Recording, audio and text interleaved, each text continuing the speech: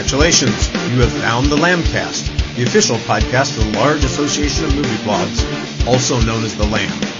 The LAMB is the largest collective of online movie blogs and podcasts with 2,000 members and counting. Every week on the LAMBcast, various members of the LAMB community get together to talk about our favorite subject, movies. So bookmark the LAMB and follow us on social media. Be sure to join us each week to hear a lively discussion of films and movie-related talk from our members. Join the flock at largeassmovieblogs.com. LAMB alone weak. Lambs together strong. Welcome, everyone, to the LAMBcast. This is episode 729, and I'm your host, Richard Kirkham from Kirkham A Movie A Day. So what brings us together this week in order to make us strong?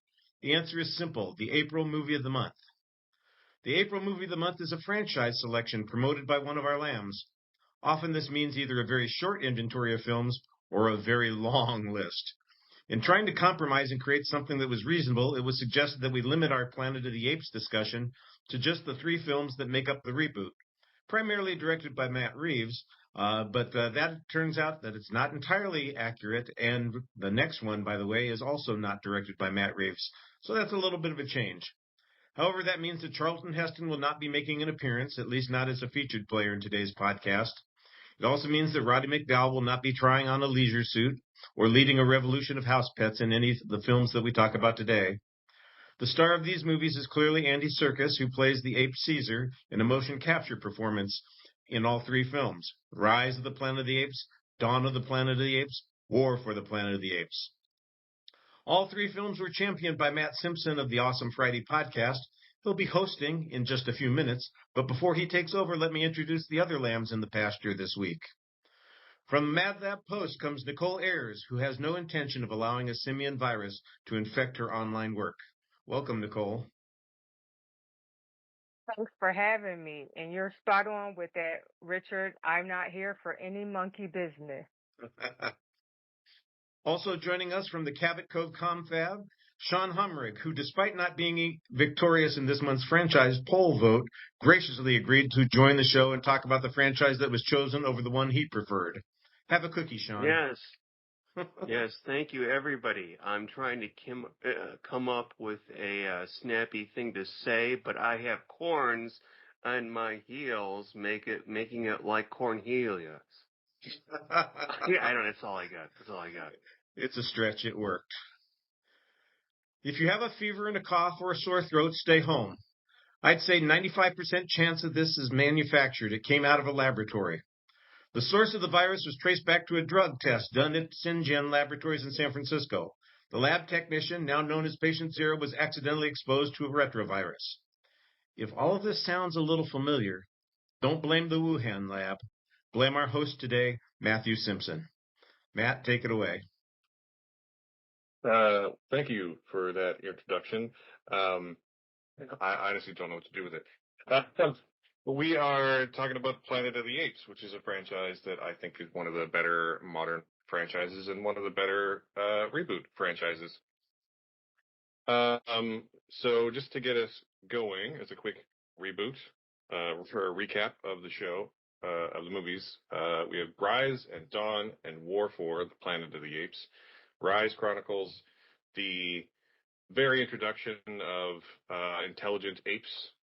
War picks up 10 years later, after a global calamity and a virus escapes, and a new group of intelligent apes comes into conflict with a remnant group of survivors of humanity, and then the third film takes place 2 years after that, when the conflict is escalated into an all-out war. And what I'd like to start with simply is, and we'll just go around the room, and I'll go last, but Richard, why don't you start us off and just tell us what your journey is with these 3 films? Like, did you see them in cinemas, or did you see them after the fact, and what was your expectation going in? I'll tell you what, I saw the first 2 films in the cinema. The third one I didn't catch up with until later on when it was streaming. Actually, I think I saw it on a satellite channel looking for it. When they first decided to reboot this, I was a little uncertain. I was not enthusiastic about the Tim Burton remake, obviously, and a lot of people were disappointed that went nowhere. but I was very pleased with the first one, The Rise of the Planet of the Apes. It was done in a very different style. The motion capture technology seemed to work pretty well for what they were doing at the time. And I thought it laid the groundwork for a lot of development of a, if not entirely connected story, one that would allow us to return to the original franchise as long as we're willing to go through 3,000 years of other stories. Um, I liked the first one very much at the time that it came out. I think it was very appealing. The second one, when I saw it, I enjoyed it. I found it pretty high quality. Maybe it has a couple of things in it that went off in a direction that I wasn't necessarily looking forward to, but I could see how they were still doing the same sort of thing, planting seedlings for the future of the franchise, and I appreciated that. And the third one, like I said, I saw it once years ago on probably a satellite channel that I don't remember. And I watched it again this week, and I was surprised at how little of it I remembered. I know I'd seen it, and one or two pieces came back in my head, and it felt very different from the film that I was thinking it was. Although it does have the climactic battle kind of stuff that you are expecting, and there is a little bit of a surprise ending to the way things go. Which I'd forgotten about, and explains what happens in the future and probably sets up this new film that's coming. So I appreciated them all. I admired the first two quite a bit. The third one I'm still kind of adjusting to and trying to figure out how I feel about it. But I was satisfied that this was a good reboot of the concept. Pretty much with you on most of that. But Nicole, why don't you take it away? Same question. What was your journey with these films? My journey started with, I believe, Tim Burton's version, although I forgot about it until I started preparing for this podcast and realized that, oh, I did see this movie because I was going to try to binge all of the older ones.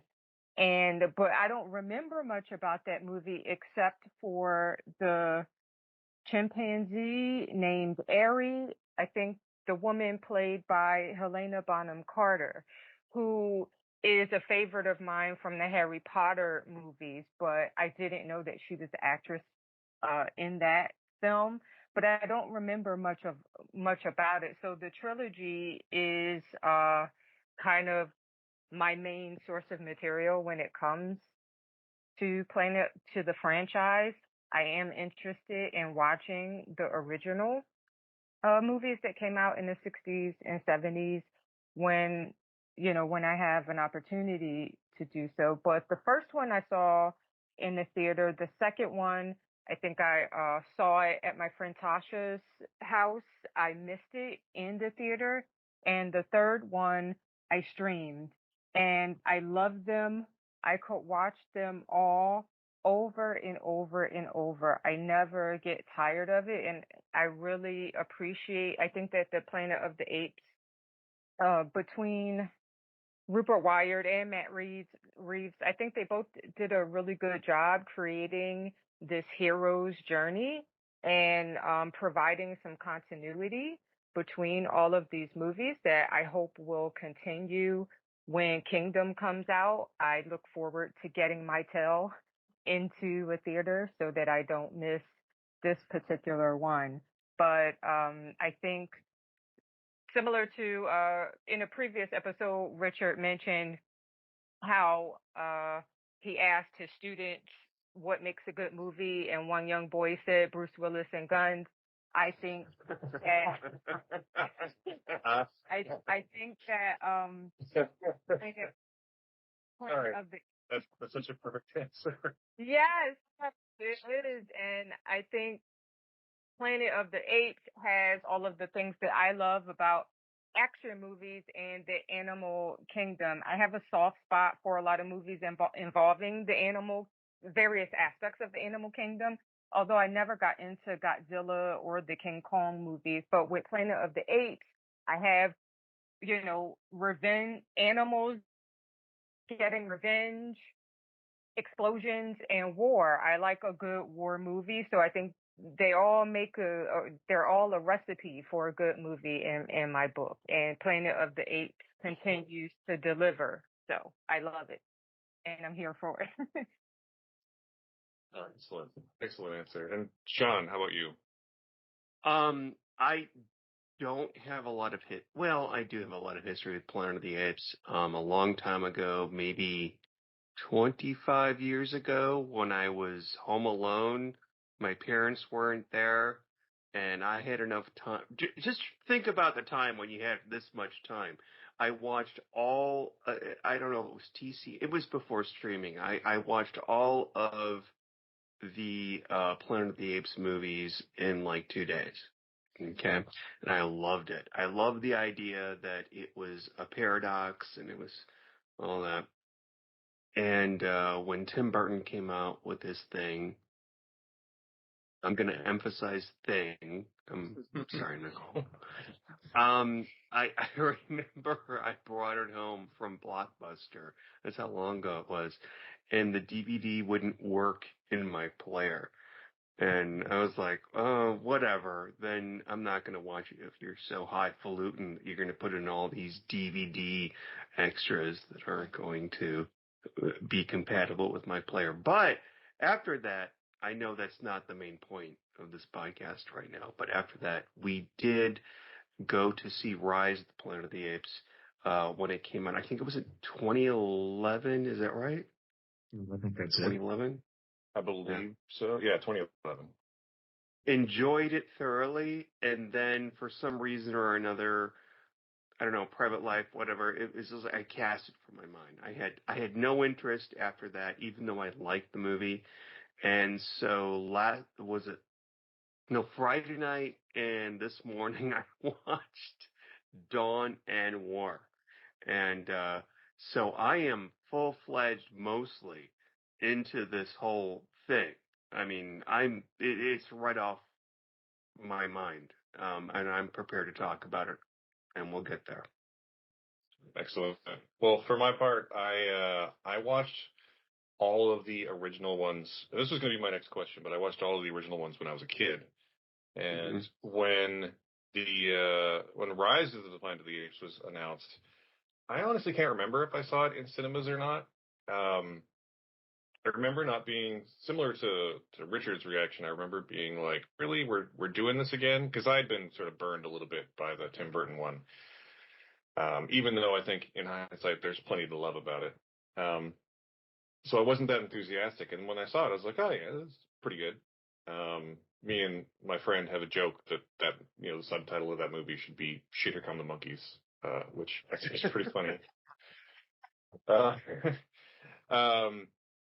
And so when Dawn rolled around, I was like, well, if nothing else, like the effects in this movie are incredible. So I want to see this on the biggest screen as I can. So, and I was blown away by Dawn of the Planet of the Apes in particular, both in terms of the effects, but in the way that Matt Reeves tells the story, shoots the story, and the depth of not only Andy Serkis' performance, but Toby Kebbell's as Koba, which I'm sure we'll get into in a few minutes. And then that when War came around, I was like, all right, this is clearly one of the better modern franchise reboots. I'm definitely seeing this opening day, and I was not disappointed. It's also a great film, and I think my favorite thing about them, and we all sort of answered. My next question was going to be like, had you seen the originals? I think we've all basically answered that at this point. But I think what I like about it in terms of the story is similar to what Richard was saying, is that it's very easy to see how, because there's a 2,000-year gap before Planet of the Apes, it's very easy to see how they could basically tell any story they wanted as long as they hit a few key points. And then those key points would sort of fall into myth over 2,000 years and become the things they talked about in Planet of the Apes. And I feel like the films did a really good job of that, of hitting the key points whilst not being constrained by, quote, the lore. The kind of thing you see in other franchises where, angry online nerds will argue about how, like, this didn't line up with that. This film had the freedom to sort of tell its own story and is better for it. Even whilst still respecting the, quote, lore and playing into the things we need to see for the originals. Even though, as I'm sure some of you are aware, the last two original films are basically a remake of those last two films. Anyway, so for those of us, and I think it might be just me and Richard, but Richard, why don't you tell us, like, do you feel the same way? Do you feel like they play into one another, like the new ones and the old ones? Do you feel like that mythology connects well? Yeah, I think it connects pretty well. They set up the right ideas on it. I don't want to be one of those online nerds who is screaming about, hey, you missed something here. But there is an important difference between the long-term scenario storylines in the original Planet of the Apes series. Human beings destroyed themselves in a nuclear war. Here it appears that we have eliminated ourselves through a genetic manipulation of technology and created this virus that enhances the apes and destroys the humans. So that difference aside, everything else seems to be nicely set up for, how the humans culture crashes and how the ape culture rises. But they also aren't nearly as different from one another as either Taylor would have expected 2,500 years ago or 2,500 years in the future, or as Caesar, I think, ultimately comes to recognize that the apes and humans have more in common than they really want to admit. So like you said, I think that makes it possible to tell all kinds of stories between now and when they are supposedly going to ultimately end up in the same situation that they were in. That would make it a big time loop story, and then somebody can put it together in their minute by minute podcast and cover all 700 films.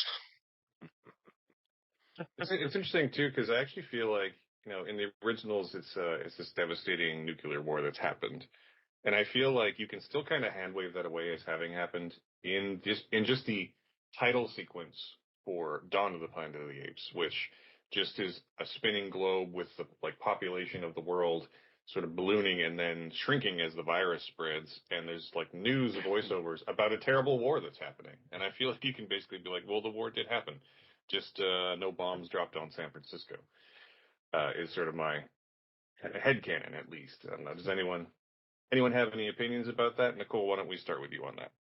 Yeah, okay. So that's what because I was trying to visualize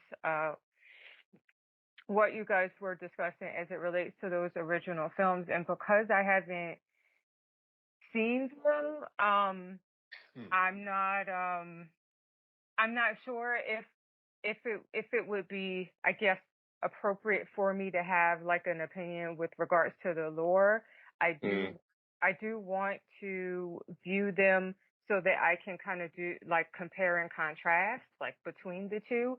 From what I've read about the original films, it seems like the first five, if there were five, appear to be more about space travel and the evolution of a species, while this later trilogy reboot, and the fourth one that's coming out appears to tap into that genetic modification that Richard mentioned. And also for me, the consequences of what happens when you screw with nature. I think that humans are always meddling in things that they shouldn't be. And then when you have to face the repercussions of that, all of a sudden the habitat or the species, or in this case the animals that you're toying with, come after you, and now you want to kill them all to save the humans. And so I feel like this new trilogy, I think that it has a lot of elements that are like relevant and like people can kind of relate to, given the things that are going on like in society in terms of like habitat loss and things like that. I'm not like a huge tree hugger per se, but I think that we're encroaching on, animals' territory and people's territory. And, the more we do that, then the more we're going to create a situation where, you keep poking a bear, eventually that bear is, going to come after you. So Yeah. that's what I think. That's my take from the Planet of the Apes. The later films, the trilogy. Well, you're certainly not wrong. And Sean, again, any strong opinions here? Oh yeah. Okay, I can't really speak to Rise because I saw that so long ago. But it's so I can talk about War for a long time. War of the Planet of the Apes. I watched what's the second Dawn a couple days ago, and I was kind of milk-warm about it. And then when I watched War, I was like, wow, this is a lot more to it. And Nicole kind of touched on it, that it is kind of topical. They didn't mean that at the time when they did it. And now this new one that's going to come out in a couple of weeks, is that going to be more topical? And when I say topical, I'm going to come out and say it's the Middle East. It's the Palestine, Israel thing. I don't care what side you're on. I'm kind of not on either side, but it really reminded me of that. And also, the third one, War of the Planet of the Apes, it was a little bit reminded me, there was the touch of racism, which I don't think was touched on in Dawn. I don't think certainly it was touched on in Rise, although I may be wrong. But things like he's not like us. We have the little girl that was rescued by Maurice, and she becomes what she she at one point she asks, "Am I an ape?" I think it's a really, really good film. War, and the problem is that I have to watch the first. I'm sorry, maybe the second film before I understand what the third film was about. I don't know if that's a good thing for the film or not, or if it just works with marketing, or maybe they just made both films at the same time, made like a 3-hour film. But yeah, it's there. I mean, if they made both films at the same time, that's a 4.5-hour film, and I think it would be perfectly fine to watch it that way. That's basically for the record, that's basically what I did. I rewatched. So when I suggested to Richard that this would be my choice for the franchise movie of the month, I rewatched Rise pretty much right away. That was back in like February. And then I watched Dawn of and War for 2 nights ago and last night, respectively. So they're pretty fresh in my mind as well. And yeah, so first of all, I think you're spot on in terms of like how they relate to the current world. And I think that I think the beauty of science fiction like this is that you can take whatever story they're trying to tell and you can relate it to either current or a near past situation, right? So I don't think it's intentionally Israel and Palestine, but like, yeah, it's Israel and Palestine. Like, it's whatever oppressor and oppressed situation you want to put it onto, right? And I think that I personally, it sounds like you liked War 4 the better of the three, and I liked Dawn the best of the three, for the record. You are correct. Yeah, I liked War more. Yeah. And I think that you're also spot on in terms of, like, you can definitely put, like, racism as a theme on here, right? Like, you know, they're just animals. They're not like us. They're different. They're scary. You know, their society is primitive. There's so much in terms of, like, racism and colonialism that you could just put on this franchise. Now, that being said, there were some things that there was one thing in particular that stuck out with me that I had a problem with that the Apes did. And the little girl that Maurice adopts, what's her name? I can't remember. They do give her Nova. Which was a car. Yes, by the way, my grandma drove that car way back in the day. But when they kill, I think it's Caesar, when he kills her dad, or what would be her dad, when he says, "Hey, I'm just going to drop this here." What he's saying is, "I'm going to drop this here, and then we'll talk." And is it Caesar that shoots him? So in that scene, the man they encounter at the little homestead, he's carrying some firewood, and they obviously have a moment where they're having a standoff, like a stare down, and the guy says, "I'm just going to put this down." And he goes to drop the firewood, and as he drops the firewood, he also pulls out a gun from behiund his back. I did not see that. I missed that. Damn, I need to rewatch this now, because I thought that Caesar just shot him as he's putting that firewood down, and I'm like, well, geez, okay, he's really serious. That makes a big difference. I missed that. Yeah, the guy definitely has a gun. He gets like one shot off, but it's like off to the side because Caesar doesn't. You are right though. Caesar does not wait. Like as soon as the guy makes any motion that is not just putting the wood down, Caesar has just shot him. But he does have a gun. So, and I think it's still an effective scene because it's in terms of that film, Caesar has already suffered a pretty monumental loss. The humans have attacked the apes at this point and killed his wife and son. Sorry for spoilers for a 10-year-old film. No, you passed the statute of limitations for spoilers, sir. Yeah. Those of you listening to this show should know this is not going to be one of those where we keep you in suspense about what happens. No.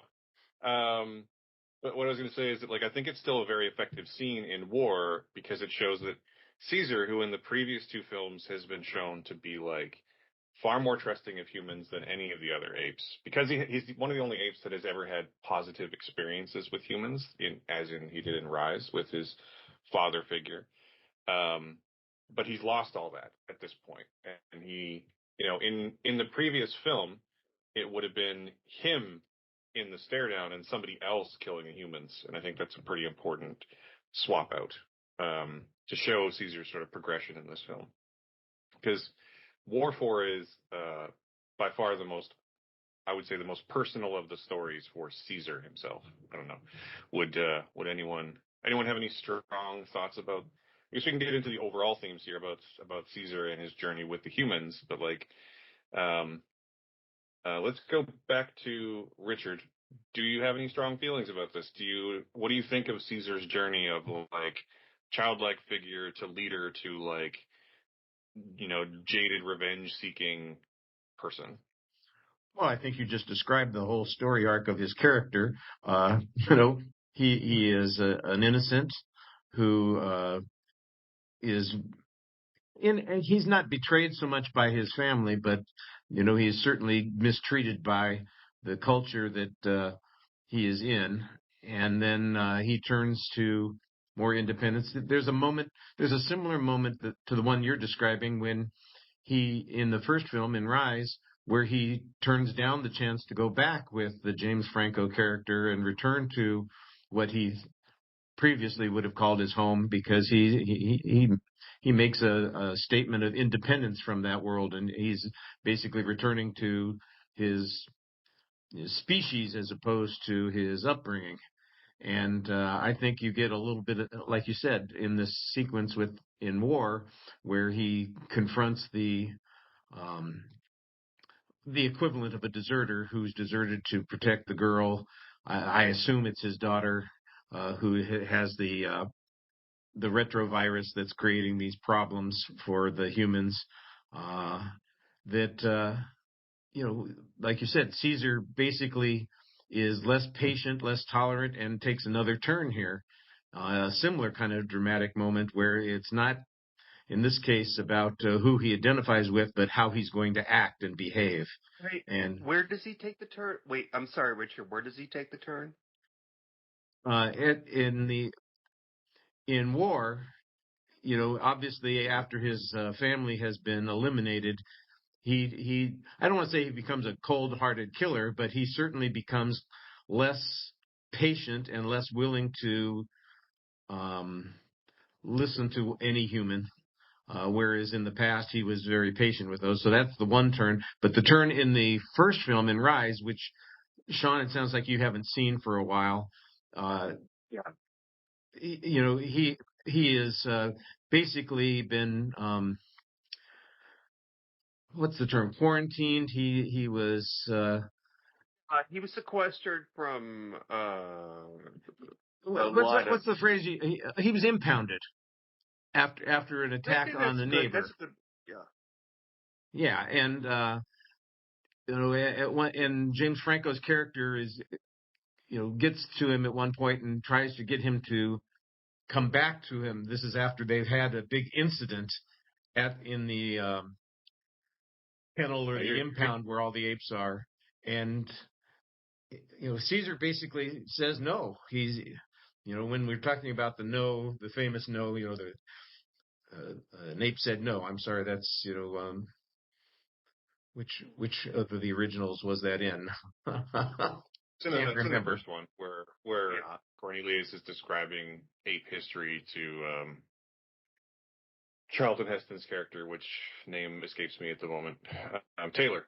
I think that there's two, like the big no sequence in Rise is what you're describing, right? Or not the no sequence, but like right after that, James Franco comes in and is like, I want to take you home, and Caesar's like, no, like I can't leave these apes here to suffer, which is why him leaving all the apes to suffer in war becomes a bit powerful, because throughout the first two films he's like, no, I'm the leader, I'm responsible, like I have to be here for my people. And then in war he goes on a revenge spree, and he's forced back into that role in the second and third acts. And I think that's really powerful, personally. I agree. I think that Caesar is a really good standard for leaders. Like, okay, I'm going to make bad decisions. Some people will be sacrificed, and I'm going to admit, though, that in Dawn, I was on the side of Koba for a while there. Yes. So that was actually going to be my next question, but before we get there, I think we've heard from everyone except for I don't think we've heard from Nicole on this particular topic. If you have any strong feelings, voice them now, and then we'll move on to the whole Koba situation, because I think it's one of the strongest situations in the trilogy, personally. I do have strong feelings about different things. I favor the whole trilogy. I am a fan of both Dawn and War equally, because for me, it just seemed like each film built on the previous one when it came out. Mm-hmm. So, from Rise to Dawn to War, and now they're just knocking it out. So keep it going. And I hope they do a good job with Kingdom. But for me, the opening scene in War is brutal. And I think that they did a great job building tension. And the scene in the shack after Caesar kills the dad, that scene where they're looking for supplies almost gave me an anxiety attack. Then there's another time when Caesar was trying to seize an opportunity to grab the colonel's gun, and I started to look away because I was nervous about what's about to happen next. Will he get the gun, or will the colonel shoot him? And it'll be all over. So it was I enjoyed the tension in War, but I think from that brutal opening scene when Caesar sends the captured soldiers off as a message to through to the end of the movie, I enjoyed the character, like the story and the character arc there, but he had a rude awakening. We saw the Caesar that we usually see in the beginning of War, but then, as we've discussed here, like he kind of turns. While I do think that Caesar I do think he's a great leader.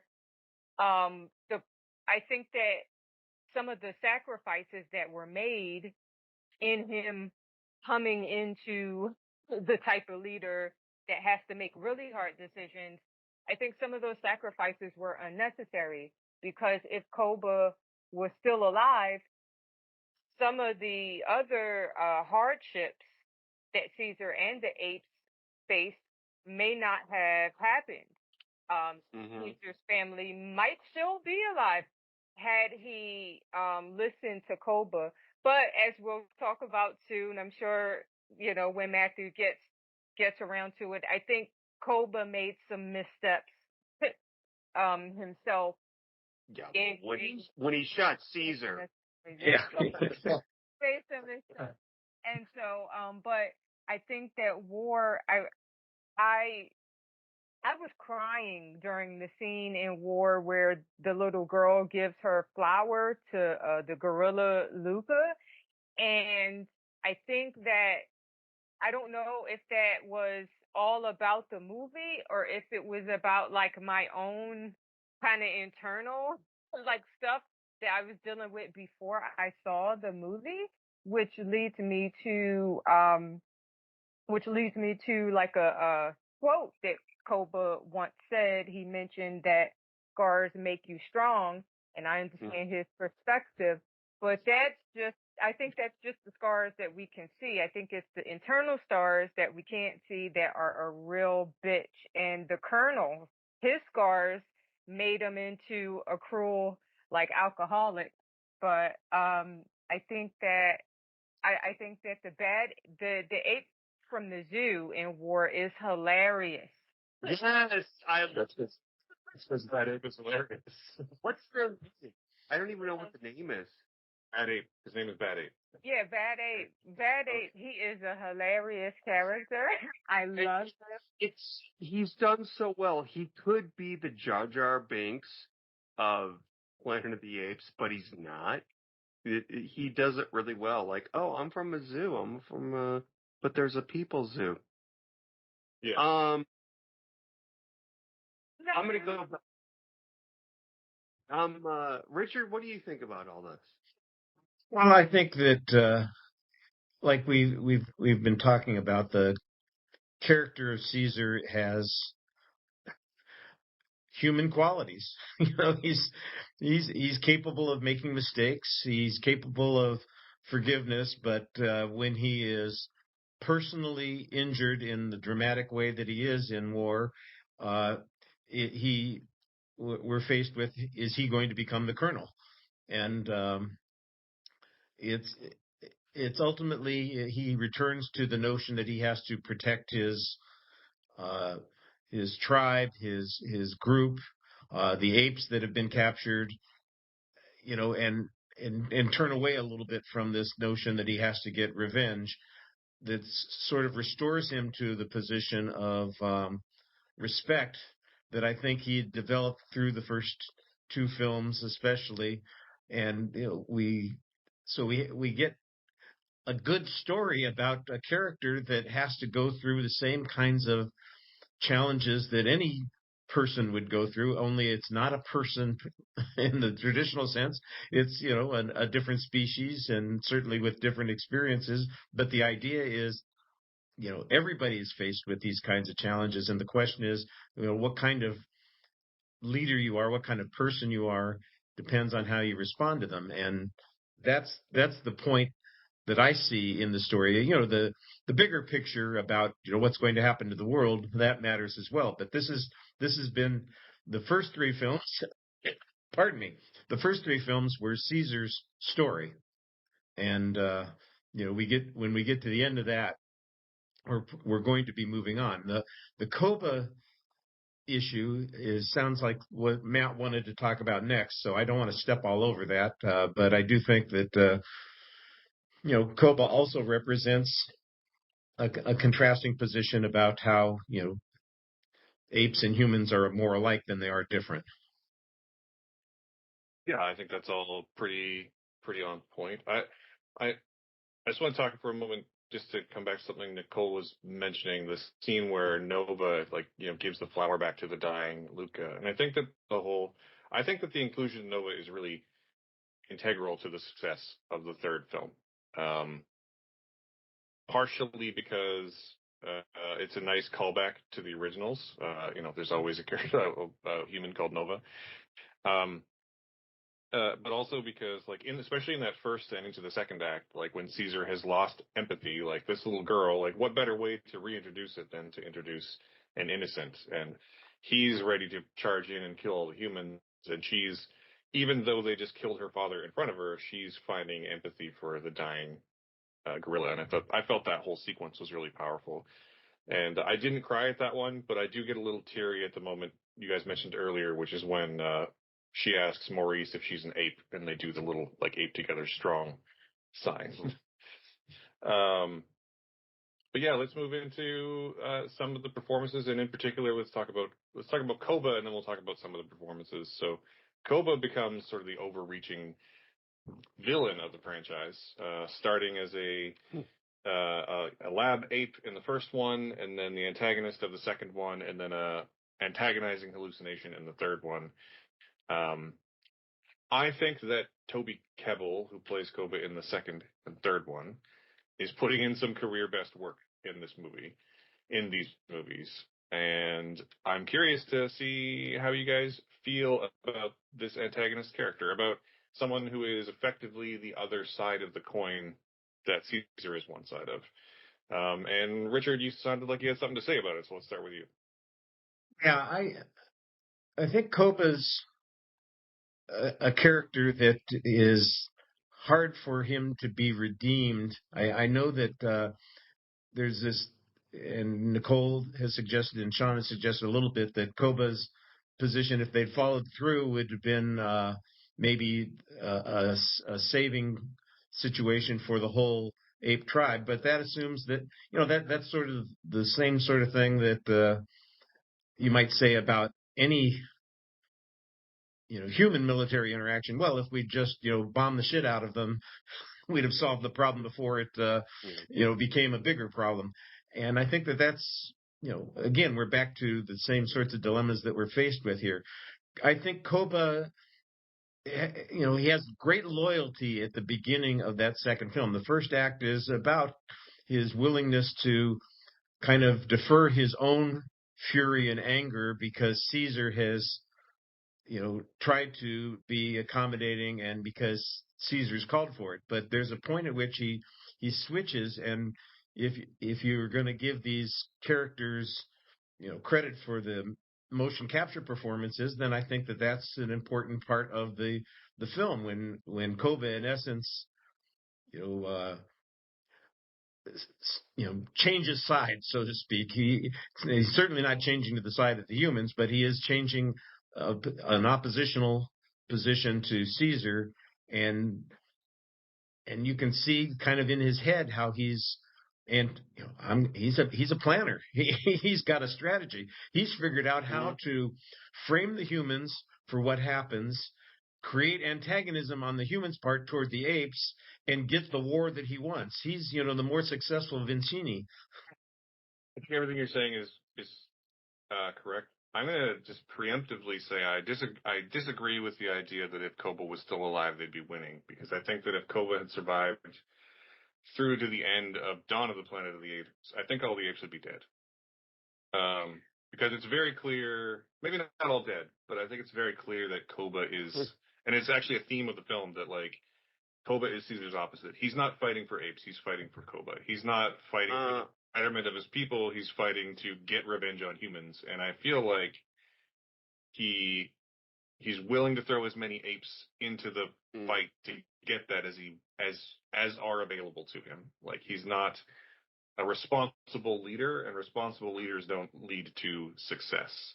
So I think that's absolutely true. I didn't mean to suggest that was the strategy. I just think that,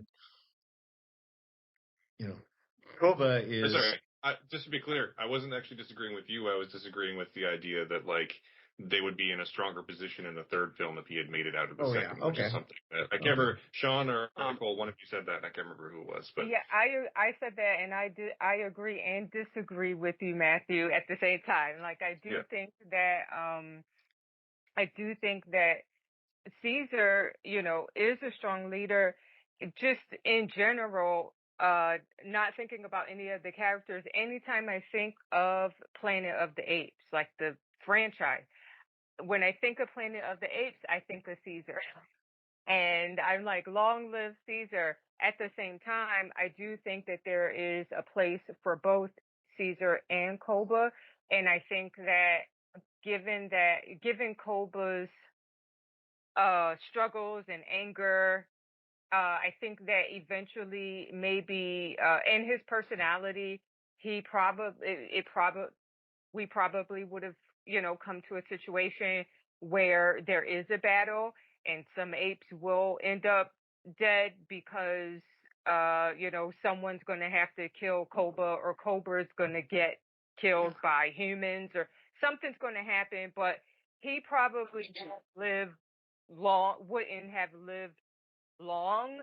That said, I do think that there is a place for Koba, and that he's very necessary to fill in the gaps that Caesar is too blind to fill in Caesar's blind spots.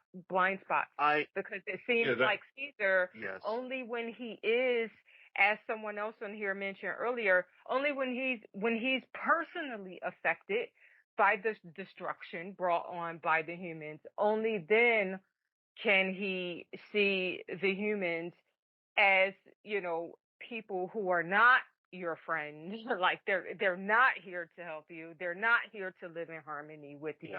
They are here to bring you harm. And so I think Caesar needs that. We need that yin and yang, even if only for a short period of time. I think that there is, I think it would have been good for Koba to stick around for a long time, even if only just to serve the purpose of keeping, a lot of apes alive, Caesar included, because Caesar got captured and everything. All of that could have been mitigated had we not killed Koba. And I know that Koba, I think the misstep, yes, he did shoot Caesar. For me, though, the unfortunate misstep that Koba made was betraying the group by lying through lies and manipulation, rather than convincing them why, humans can't be trusted, and why, they would all be safer if they stuck together as a unit and stayed as far away from the humans as possible. Okay. And I love that we're talking about apes, I will say. I know Sean has something that he wants to say. I want him to be able to say it, but I've got something I want to add too here in a second. I'm just going to say that I absolutely agree with Nicole and Don when he says we can't trust them, we're human. And everybody's like, whatever. No, seriously, guys, you can't trust them. You can't trust them. I mean, and they eventually do have that pocket of humans that comes and, helps them, but mostly you can't fucking trust these people. It's how it is. Well, we were looking for comparisons to human behavior. Koba is basically the Nazis burning down the Reichstag when he burns down his own village in order to provoke a war with the humans. And my speculation is, I haven't read anything about it, so I don't know, but it looks to me like this new version of the film is what happens if Koba was the leader of the ape community. never looked into it, but it's certainly. I'll come back to that in a second. But I just wanted to chime in and say that I don't think that what you guys are talking about is incorrect. I think that Koba existing in a very and this is maybe a nerdier reference than I should be making, but in a very Professor X and Magneto way, they kind of need each other, right? Where Caesar is very trusting of humans and very much if we just show them that we're good, they will respect us. And Koba's they're never going to respect us. That is an important theme, and it carries through into war when Caesar's having hallucinations of Koba, and people are being you're acting about like Koba did, right? Especially in that first act. All I'm disagreeing about is that not that Caesar doesn't need that, because he clearly needs that, but that if Koba is the leader of the apes at the end of Dawn and the beginning of war, then there are a lot fewer alive apes than there are in war, is all I'm trying to say. Because he's far more destructive and selfish of a leader than Caesar ever would be. And I said I was going to come back to something, and my train of thought just derailed. So I think it was Richard. Why don't you elaborate on what you were talking about a little bit? I'm trying to remember what it was that you were going to talk about also, because it seemed like it was something that I was ready to go for. I think you were going to talk eventually about the performances of the characters in the film. And, that's mostly motion capture, although we do have human characters in the film as well. The motion capture performances are impressive. Obviously, Andy Serkis is the one who gets the most credit because Caesar is the character that we follow the closest. And the other performers, particularly Koba and Maurice and some of the other characters that get names that are repeated, they have their moments, and I think that that's effective.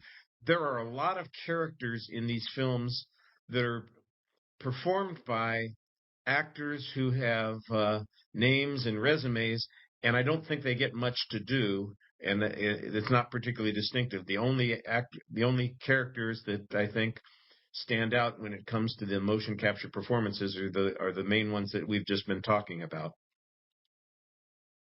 Yeah, I just remember what we're going to talk about. You mentioned that the upcoming film seems like it might be about. Oh yeah. What would if a Koba-esque character takes over? And I think that is pretty accurate in a way where I think it. And again, I haven't read anything about this either, but in a way that might relate to the current United States political landscape and Canadian, for that matter. It does look like, what if a strongman cult of personality took over? But anyway, yeah, let's move on. The performances, Richard, I'm going to disagree, though. All the performances, I think, are great. And I think that Maurice, in particular, stands out. I think that Andy Serkis as Caesar is great. I think that Toby Kebbell as Koba is amazing. And I think that Karen Conoval as Maurice stands out. And you're right that they don't have a ton to necessarily do, scene to scene or through the movie, but every scene that requires a voice of moderation, or any level of empathy, Maurice is a character that brings that. And I think it's not the biggest role, but I think that it is one of the more important roles in the franchise, and especially in the third one, where Maurice is a character that adopts Nova and is constantly trying to remind Caesar of the person and the leader he is. Not that he's meant to be, but that he actually is, that he needs to get back to being. Did anyone else, any of the other 8 performances stand out to anyone? And Richard, I think you've talked about this a little bit, so let's start with Sean. I'm going to say about, you mentioned Maurice. I think that Maurice may be named after Maurice Evans, who played Dr. Zaius in the original Planet of the Apes. But I love the character. The thing that he did with the little girl was excellent. As far as characters go, I'm going to say something bad. The second one, Dawn. Those humans, woof, yeah, and I didn't care for any of them. Like there were like 4 or 5 of them in like a jeep. They came across them. Oh, they're fighting us. Oh, we have to go back and talk. And there was Gary Oldman there for a hot second, and he got blew up. I don't know why, but does it answer your question? I don't know. Go on to the next person. Okay, well, Nicole, let's go on to you. And how did you feel about the performances, and did anyone stand out to you? I loved all of the performances, like the rest of you all.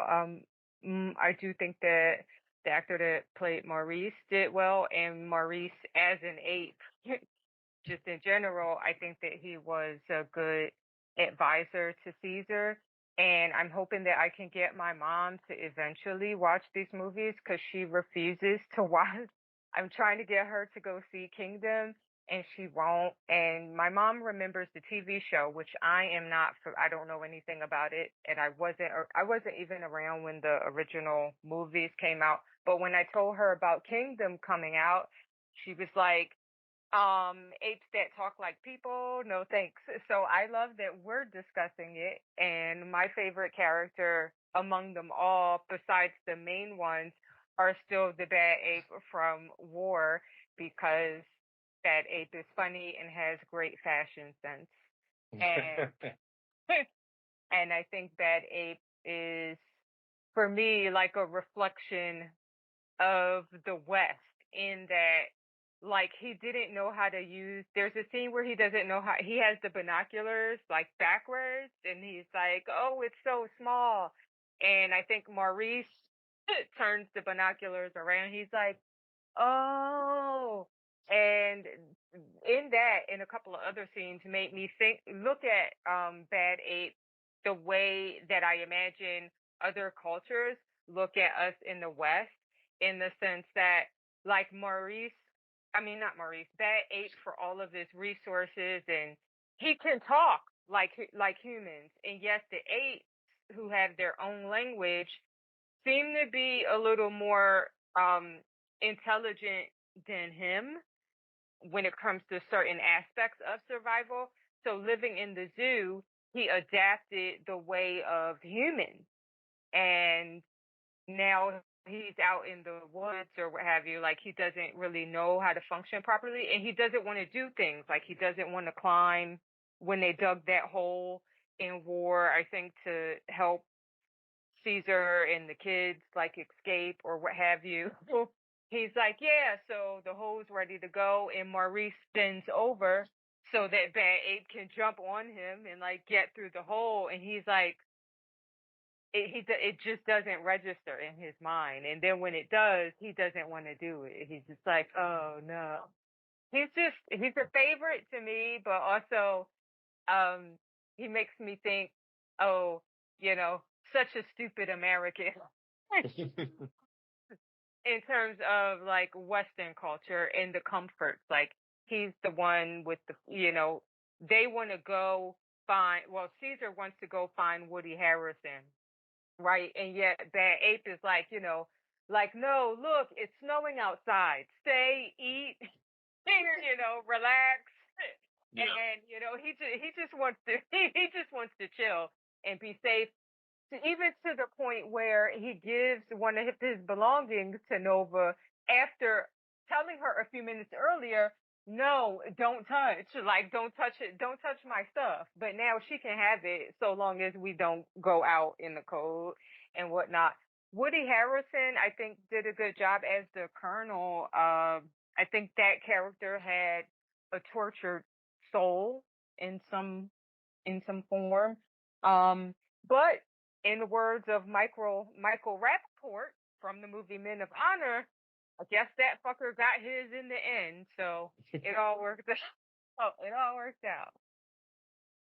Yeah, I also love Bad Ape, and I think they directly say this in the movie, that, like, he's an important character, not only because he brings a much needed levity to the film, but he also hints at a much larger world, because he's evolved and learned to speak separately from our main group of apes. And it hints that, like, the world is much larger and there's much more going on than just this one story. But Richard, let's move on to finish up with you. How did you feel about these performances, and who stood out for you? Well, in the human performances, I think that in the first film, I thought I like John Lithgow, who is kind of the motivation for everything, because Franco's character is trying to find a solution to Alzheimer's, and he's losing his father to dementia, and that's one of the things that motivates him to create this genetically manipulated formula that's going to enhance people's ability. It's basically, we've talked about it before. It's Frankenstein. It's Deep Blue Sea. So if you guys want a connection there, Jay, listen to that. Now Planet of the Apes, Rise of the Planet of the Apes should be counted in the Deep Blue Sea pantheon, and we should be covering that on your podcast. Damn it! Let me interrupt you long enough to say I agree. But it's and so I liked him in the second film. I like, I don't know about the performance so much, but I like the fact that Gary Oldman's character is not necessarily a villain. He's just struggling like everybody else to make sense of what to do, and he makes the same kind of bad choices that everybody is making in the film. In most films, he would be the traditional villain, and sending out, a warlike attitude about things, and instead the humans and the apes come in conflict as a combination of Koba's plot and accidents, and I like that a lot. And the Colonel, the Woody Harrelson character in the end, I think Nicole said it. He's a very tortured and conflicted character who has suffered greatly, and I like the fact that he recognized at the end of the movie, and his soldiers are looking for him. Where is he when they need him, when the battle starts? And he's suffered the very thing that he is so terrified of. He has fallen victim to the retrovirus, and he's lost the ability to speak, which he thinks is the thing that is the key difference. Has been the key difference between the species, and he sees that this is a turning point. And his story arc goes in a different direction at that point. The ape performances, we've already said, Koba and Caesar. And I like Maurice also, although it's funny because Maurice's performance so much is physical in nature. Maurice is the least talkative of the ape characters. I think I would be hard pressed to say if that character had more than 5 or 6 lines in all 3 movies. It's mostly the sign language that is being used there. So it's a little hard to evaluate the performance, although I do think, like I said, as a character, the character works very well. So that's kind of how I feel about the performances. I think you're not wrong about Maurice being mostly silent, but I would also put forward that there's a moment in Dawn where Koba is effectively taking over leadership of the ape tribe and talking about how they need to go and fight the humans. And there's 3 humans in the camp, and they're standing next to Maurice, and Maurice just goes, "Run!" Maybe the most effective one word per moment in that film. Yeah. Yeah, and I think it's so effective because he so infrequently speaks.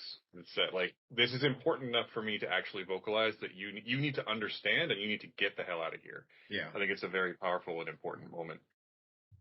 He also taught Nova how to say thirsty, which ended up keeping Caesar alive in war, so that worked. So maybe. Yeah, I mean, Maurice is the teacher of the group, right? Maurice's first scene in Dawn is him teaching all the ape children how to read and write. So it's he's definitely the empathetic one and the teacher of the group, which I really appreciate. And I'm just going to circle back really quickly to talk about Toby Kebbell again. There's one scene in particular that I think is his strongest, and that is in the second film when he and Caesar are having a disagreement in public, and Caesar's like, "We just need to let them do their human work."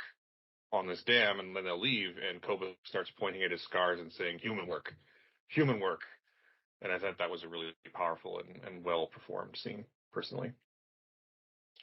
I'm going to break up the flow just a slight amount here and just point out that these films were filmed in Canada, and as the main Canadian on this podcast,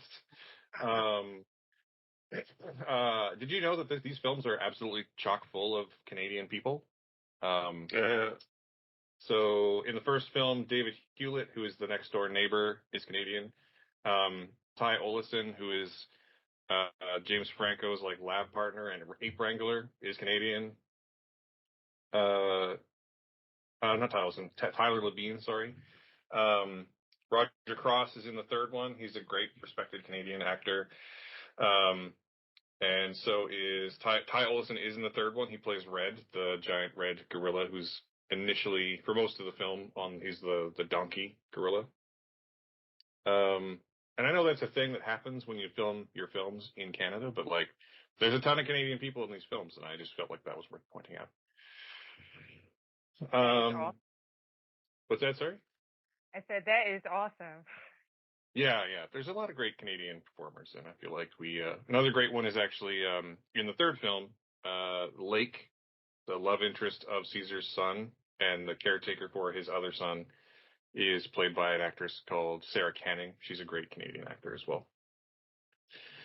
If only they'd gotten William Shatner in there, that would have been perfect. 10 out of 10, no notes. I would watch it in a heartbeat. I would love to see William Shatner working through some ape dialogue, but maybe it was the only one. The last main thing I'd like to talk about is these films are obviously successful because they're well written and well performed, but they're also, I think, exceedingly well directed, especially Dawn and War. I'm going to say that I think that the film is a visual medium, and I think that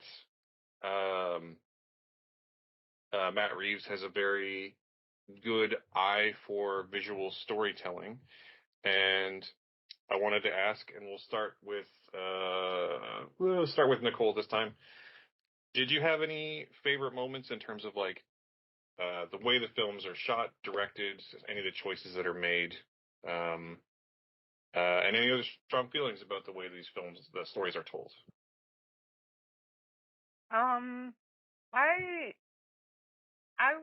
liked a lot of the facial expressions between Caesar. Like, I liked the shots between Caesar and that soldier that he spared that ended up in the cavalry like later.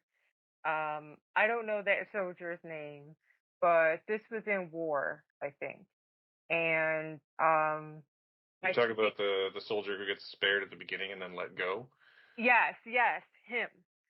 That is Gabriel. I think you're talking about. Like Preacher.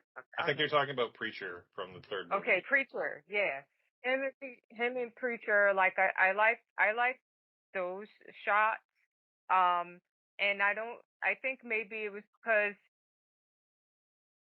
they made me hope that Preacher would kind of change his tune. And although he never did, for some odd reason, it seemed like there's this stare down for a few seconds, and I thought maybe something was going to happen, but it didn't. But I also I liked. I'm more of a fan of the score. I liked that it created moments of like planning or strategy or like and then when the tune changes, then something's about to go down. But in terms of visually, I'm trying to think. There was a scene where they came in to free the children in War, and I don't know if it was the shot or the overall scene in the performance, but it's one of my pet peeves in most movies, usually horror movies, but action and sci-fi tend to have this element as well, but there was like this moment where Caesar hugs his son Cornelius or what have you, and like, I love you, I'm here, blah blah blah. In that moment, I liked the setup and the shot and the framing and everything, but I thought that they were going to die, and I can't stand when people take like a second to like create like, oh, we don't, I'm so glad to see you or what have you. It's like we don't have time for these tender moments right now. Like you have to move. Like you have to go. You have to go. So I say that all to say that I guess the overall scenes for me, I favor overall scenes rather than specific visuals. The ones that created the most anxiety for me and the nervousness were like when I wanted to look away because I was afraid of like what would happen next. And that was the third act when he wanted to grab the colonel's gun. And then I thought that they were going to show the shot, like when he left the gun, like with the colonel. I thought they were going to show that, and they didn't, and you didn't even hear it. It just went on to the next scene. So I thought that was an interesting move on their part to do that. The avalanche scenes were pretty nice Mm-hmm. to see with the snow and whatnot. That's about it for the visuals for me. Well, Nicole mentioned right at the very end about the avalanche. I thought that was very effectively presented. It was a nice, quick moment of surprise. Here's victory, and suddenly it is snatched away from you by a force of nature that basically decides the outcome of the future of the world. Because, as it was said, how many are coming? All of them. That's pretty much it. That's what was left of humanity, and it's being taken care of there. At least as far as we know in that part of the world. I like that.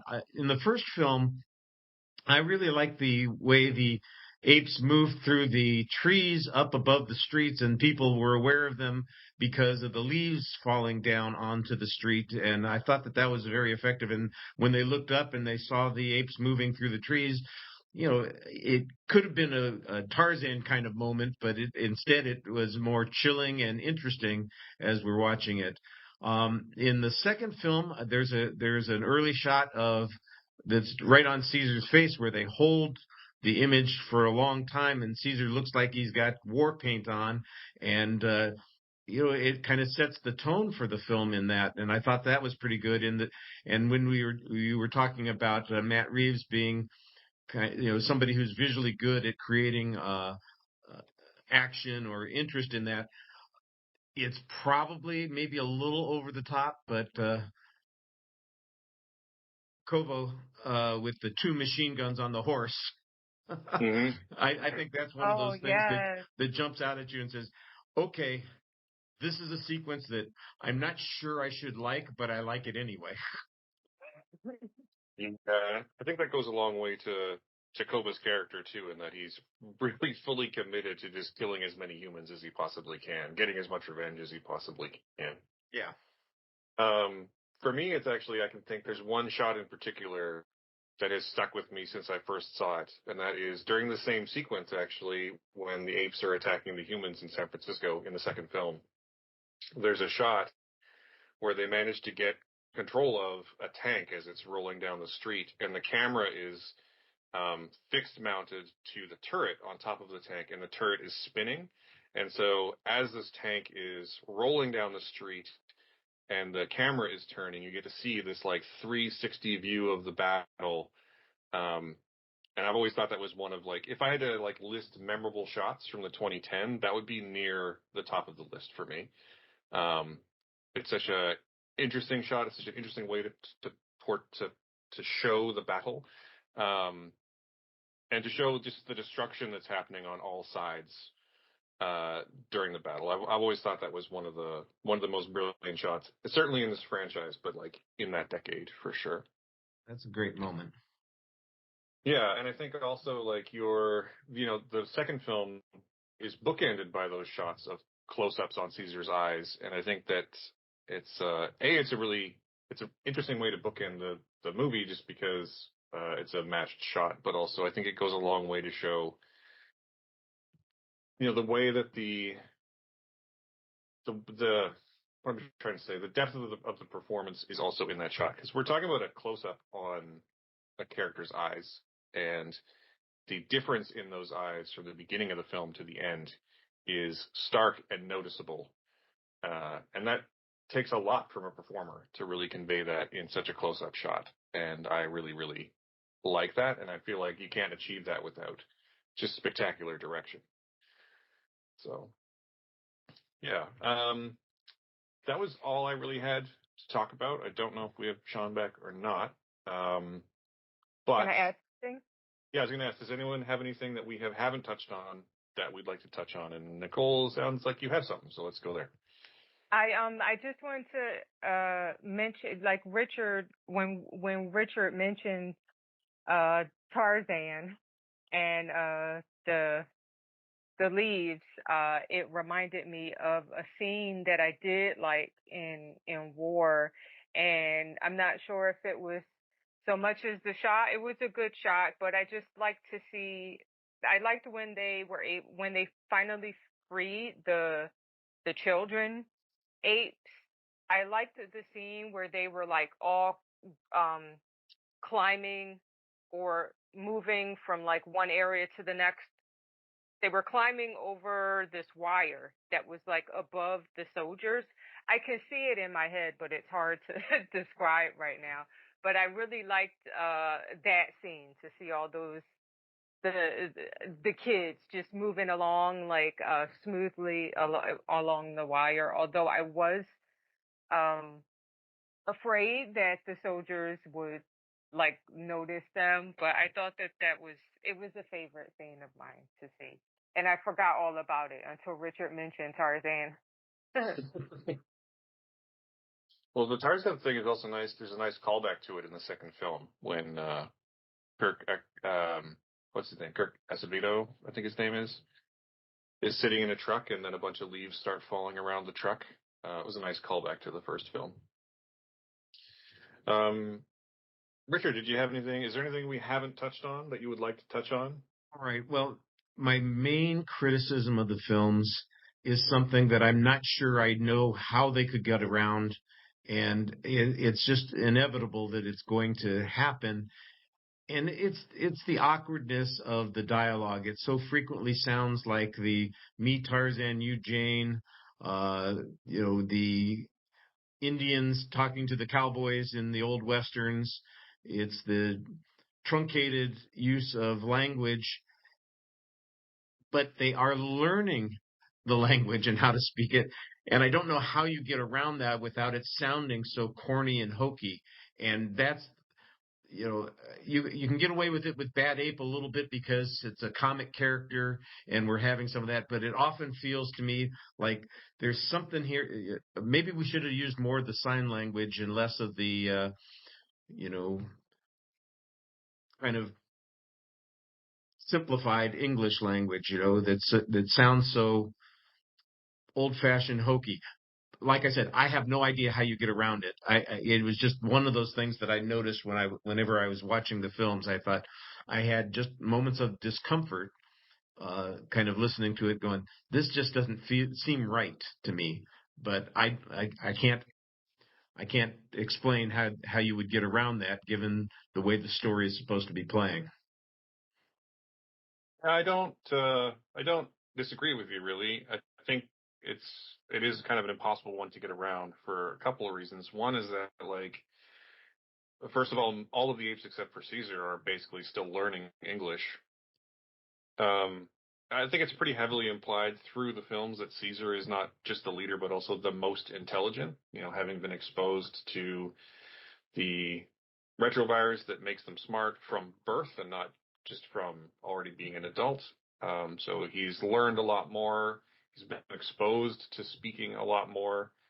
But then aside from all of that, like, they mostly speak in sign language when they're just amongst themselves. Yeah. So not a lot of the other apes really have that much opportunity to practice English. So I also don't know how you get around. I don't disagree with you. I'm just saying I also don't know how you get around. I think it's a storytelling choice. And I think it's going to either work for someone or not. And I don't know how I would change it. I think it's, yeah. I get what you're saying. I don't entirely disagree, but I also don't know how to change it. So we struggle with that. Yeah. I can't believe we haven't talked more about, now that I said that was where I wanted to end it. I think it sort of goes without saying, I can't believe we haven't talked about how incredible the special effects are. In particular, the creation of the apes. And personally, I think this film does a lot for, advocating mocap as a category worthy of recognition at award shows. Personally, does anyone have any strong feelings about that?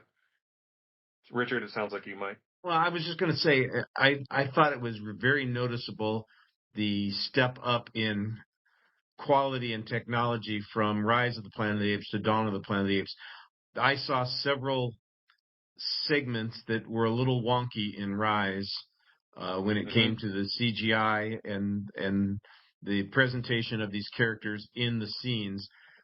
That was much less problematic in the follow-up films. It seemed much more natural, and I didn't see any of the sort of, I don't know, mirror image or halos that the characters had that I saw in the first one. And so that I did appreciate that. And you're right about the motion capture performances, especially, like I said, with the main characters, you get a lot of that. And I thought that was pretty effective. So I would agree with you on that. Mm-hmm. I would go so far as to say that I noticed pretty big difference from one film to the next all the way through. Because you're right, there's a huge step up in terms of like that sort of halo cutout effect from the first one to the second one. But then it's still present in a couple of scenes, especially when anyone, or especially, I hate to say it, but especially Caesar, there's a number of scenes where it's like basically just a close up of him speaking. And he looks divorced from the background. Like he looks like he's been pasted in place in a couple of scenes. And then in the third film, I would say that's effectively entirely gone. Like they just look real in the third film to me. And it is kind of amazing to watch that technology progress. Nicole, did you have any feelings on the effects, or did it affect the storytelling for you or your experience of the film? It did, in the sense that I didn't think about it, which is something that some movies don't achieve quite as well as other movies. You mentioned them looking real in the third film. I would agree with that. I like it. It seems that with this franchise, it gets, as you guys have mentioned, I didn't notice the halos that Richard mentioned in Rise, but it makes me now want to watch it again, just to kind of the same way that I missed that gun in War. I want to watch Rise again just to check out like the different effects. But I appreciate that they did a good job with improving on the effects with each film that's released, since this usually happens in reverse Mm-hmm. with some franchise. So definitely, kudos to the makers, of the Planet of the Apes universe. I hope that they continue this with Kingdom. And so, because I never thought about the effects much, or at least when it came to characters, I think that's something to be said about how well they made the movie. If I'm not thinking about your effects, you're doing a good job. Yeah, I mean, that's the thing about special effects, right? The best version of them is invisible. Like, you don't know it's an effect. So I think they managed to pull it off in the third one, especially. I don't think Sean is back, but that is everything I sort of wanted to talk about. So I think I'll pass it back to Richard to outro us. All right. Well, this has been our discussion of the Planet of the Apes franchise reboot section. We do have a fourth film coming up here in just a couple of weeks. We're going to take a brief break here before we come back for our exit question of the week to hear from a fellow Lamb Podcasting Network show, and then we'll talk about another franchise possibility. I was having serious problems in the bedroom, and in the car, and on the bus, but I couldn't help but think there had to be something out there for people suffering just like me. Podcast dysfunction affects 6 out of 7 cinema geeks out there, but there is help. The Simplistic Reviews Podcast. Symptoms of the Simplistic Reviews podcast may include loss of sleep, loss of hair, longer erections, lost family get-together, bleeding of eyes, ears, and anus, divorce, hated by townfolk, rash, the ability to drink alcohol and podcast at the same time, mansplaining, weight gain, weight loss, people with severe podcasting games, depression, happiness, growth of boobs and hair on chest, constant peeing, watery eyes, and 3 additional inches on your penis. And if you don't have a penis, you will now. Thanks to the Simplistic Reviews podcast, I'm no longer bored in the bedroom. Plus, I have a perpetual erection. Although I think I'm going blind. The Simplistic Reviews Podcast. A small price to pay for entertainment. Well, we lost one of our lambs. Hopefully our lost sheep will return to us. But until that happens, we're going to continue. It's time for the exit question of the week. And the exit question of the week was suggested by our guest host today. Matthew, you want to repeat it for everybody so that we know what it is we're talking about? Absolutely. So the Planet of the Apes reboot trilogy is obviously a very successful reboot trilogy of a bygone franchise. And my question is, what other, and to be fair, there's a ton of them that have been going through this lately, but what franchise from the past and any era of the past you like, would you like to see be given the the reboot, an overdue reboot, or a re-reboot, or whatever you like? What franchise would you like to see come back with a new series of films? And let's start with Nicole. So I don't know if my pick will count. You could let me know if it does. If it doesn't, I do have a backup. There's no bad choices as far as I'm concerned, but hit us with it. Because it is actually a TV show that kept getting rebooted, and I want to see it on the big screen. So I would love to see the show 24, the series starring Kiefer Sutherland, made into a film. I think that it would do well as an action movie franchise, and I'd really like to see it adapted into a theatrical film series. It's already been rebooted multiple times in the form of a television series. And much like a lot of movie franchises, the reboots didn't, always live up to the quality of the main show. And they have like several seasons of 24. So there's a lot of material to work with. But that is something that I would like to see as a franchise, with a couple of other movies as a honorable mention. I don't really I think that's actually a really interesting choice. My question would be, given that the whole hook of 24 is that it takes place in real time, the main show each season was 24 episodes because it takes place over 24 hours. So how would you adapt that? Would it be like 4 films at 6 movies each, or 6 hours each, or what would be your thought about that? I actually used to run an online 24 group where we would discuss the shows every week, and so I'm actually open to any type of iteration, including that 4-part 6-hour like franchise that you mentioned, Matt, as well as like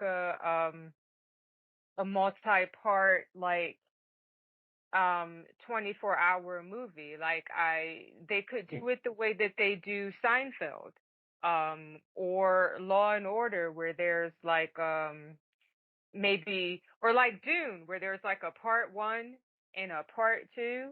Mm-hmm.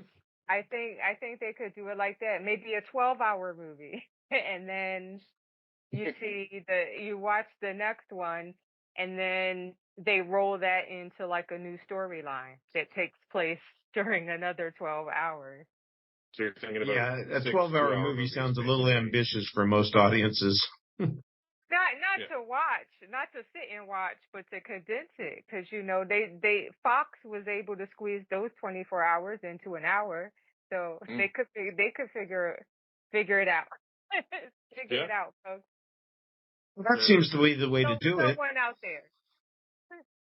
That seems to be What'd the you way say, to do Richard? it, is you'd have a single 2-hour movie that does 24 hours, and you'd have to write the script so that the whole story takes place in a single day to justify the 24 film connection.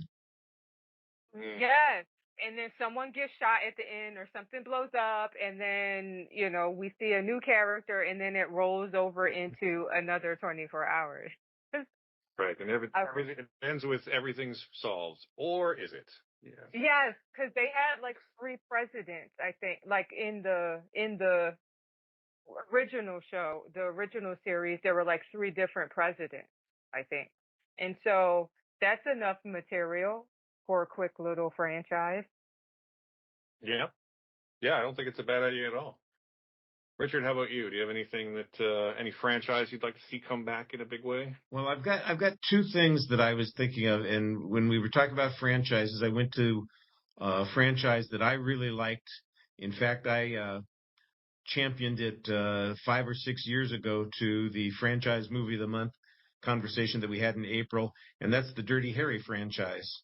I don't expect Clint Eastwood to return to it, but it seems to me that we could get another Dirty Harry kind of character who is, look, we're full of cops who are working outside of the system. We've had plenty of those things, but Harry was an interesting character because he was kind of a misanthrope in a city that's full of people that are, identify in a different way. They're much more connected and outgoing than he was. He's the outsider, not only in the police department, but in the city that he's working in. And I just like the idea that we have a cop who's sort of he's interested in justice and not necessarily the rules. I know that, like I said, we've had characters like this before. There are plenty of Schwarzenegger characters that are like that, but he still has to operate in the system, and I think that would be an interesting thing to do. I don't know that if you want to stick Scott Eastwood in them, but we need a younger actor to kind of start the process and keep it going, and I think that would be a lot of fun. Interesting too. Like the sort of world that we live in now would have a lot different things to say about a cop existing and working outside the system. Oh yeah. In the 70s, there's a lot of real world drama to mine there, I think. Yeah, well, I think you could tell the whole movie through a YouTube scenario. Yeah, you're not wrong. We'd be getting that. The second idea that I had is probably a little controversial because this was supposed to be a thing and it died because the first film in the process bombed at the box office and was critically lambasted.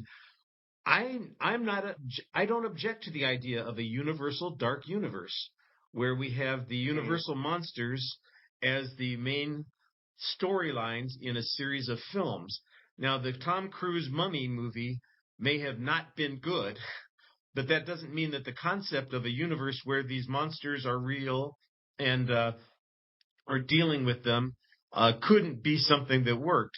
Like a lot of these things, I think everybody goes too grandiose. It's always the end of the world scenario. I don't think it needs to be, if we don't stop the mummy, the world will capitulate to enslavement by here.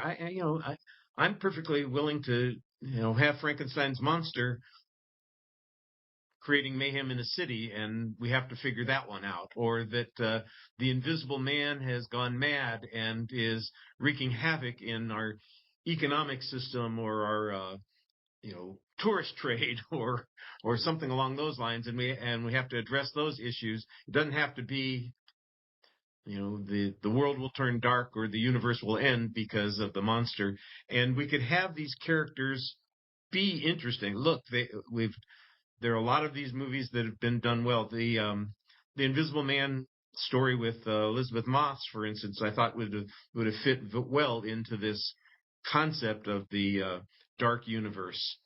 And having characters cross over, not necessarily a bad thing. I don't know that Russell Crowe as Dr. Jekyll has to be involved in the series, but I do like the idea that maybe we would get a little bit of crossover. Maybe Dr. Frankenstein would be involved in helping investigate vampires and Dracula or something like that. I thought it was an interesting idea to have that dark universe, and because the one movie blew up on them, it killed that idea, and I thought that was a little unfortunate.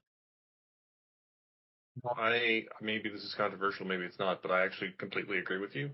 I thought that was a super interesting idea. I think they got let down. I think they sort of signed their own death warrant in that they were very clearly focused on trying to build a universe before they were trying to tell good stories. Yeah.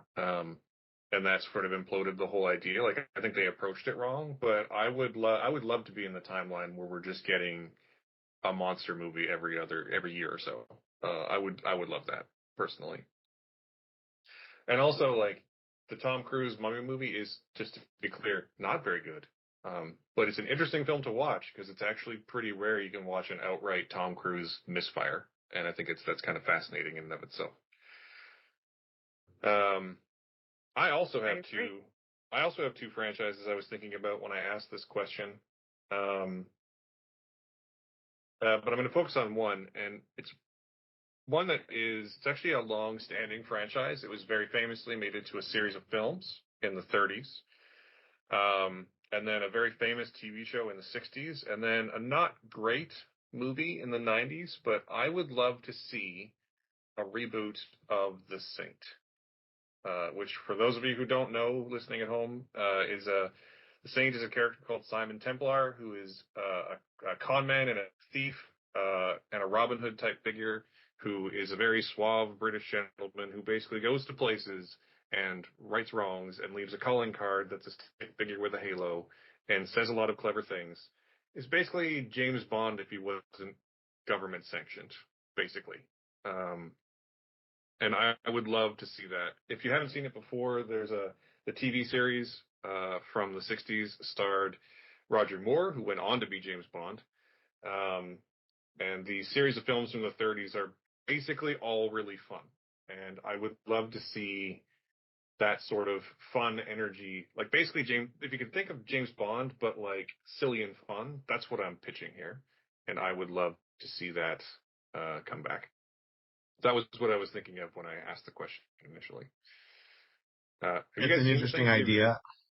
I vaguely remembered the series. Look, The Saint was a TV series when I was alive, so but I vaguely remember it because I didn't watch it closely, but I do remember that it was fun. And Roger Moore, like you said, basically carried the idea of silly and fun into the Bond universe. So I didn't think that that's an unreasonable way of visualizing this character. I have seen maybe one of the George Sanders Saint movies from the 30s and 40s. I know TCM was running them on Saturdays for a long time. I don't know if they're still doing that, but that might be a good place to catch up with them and see how they hold up as a concept. But it seems fun. And you know what? The Val Kilmer thing was okay. Not terrible. This is not great, Like, it wasn't enough to start a franchise. Even though that, like, and to be fair, we didn't start franchises in the 90s like we do today. I like the idea of, like, a handsome rogue who's a master of disguise who can, drop into a scene and say something funny and get away with whatever he needs to get away with. And there's lots of other franchises that are of a similar sort of ilk, but I've always liked that version. I don't know if they're still there, but at least half a dozen of the 9 movies from the 30s, 8 or 9, I think it's 8 movies from the 30s, were available also on the Criterion channel. If you get that, if you subscribe to that, at one point, so they're around, and they're fun in a very 1930s sort of way, and I've always liked them. But yeah, that was my choice.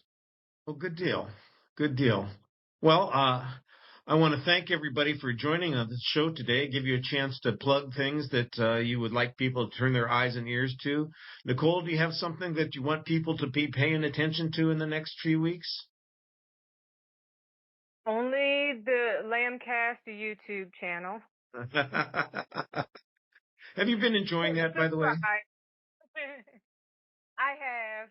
I also wanted to just mention it for those who listen to the LAMBcast and might want some visuals. If you want some visuals to accompany our lovely voices, I recommend subscribing to the LAMBcast. Richard does a great job putting these videos together. I am a subscriber myself. And so if you like movies, that's where you can find us. All right. Well, I appreciate the plug for the LAMBcast. And again, it's Mad Lab Post. If you guys want to follow Nicole, that's where to find her, and I'll put her link in the show notes so everybody can do that. Matthew, how about you? You got something going on? So I host the Awesome Friday podcast, which is a weekly podcast where we review 2 films. And as soon as we hang up on this, I'm picking up on that. We're going to be talking about 2 new movies, Rebel Moon and another one that my train of thought has left at the station, apparently. But also I write freelance and appear in podcasts on a fairly regular basis. The easiest way to catch up with all of that is to hit up my personal portfolio website, which is stretched.ca. I post links to everything that I do there. And I reviewed a number of things over the past couple of weeks. I actually have a bunch of writing coming up in the next week or so. So if you want to read about a great Canadian film called The King Tide, or the new season of Doctor Who, or a few other things, the new Apple TV series as well my review of Fat Dark Matter should be going up soon. So there'll be a lot of writing in the next week or two to keep up on. We'll make sure to put those connections in the notes so that people can find all of that content. We lost Sean during the show, but I'll make sure that I find whatever contacts he has and put them in the show notes. I want to thank him for joining the show. I'm sorry that we had some technical difficulty that we weren't able to resolve, but I want to thank everybody for joining the show this week. I'm a little behind on the YouTube version of the LAMBcast. I've got one show that's halfway done. I've been busy. I've been on the road, so I'm going to catch up, folks. You'll get a new one. This will go up soon, and the video version of it will probably take a couple more days than I usually do. But thanks, everybody, for joining us. And remember, beware the beast man, for he's the devil's pawn. And sometimes I feel like that's exactly what's going on. I've been taken by the devil's pawn. Have a good week, everybody.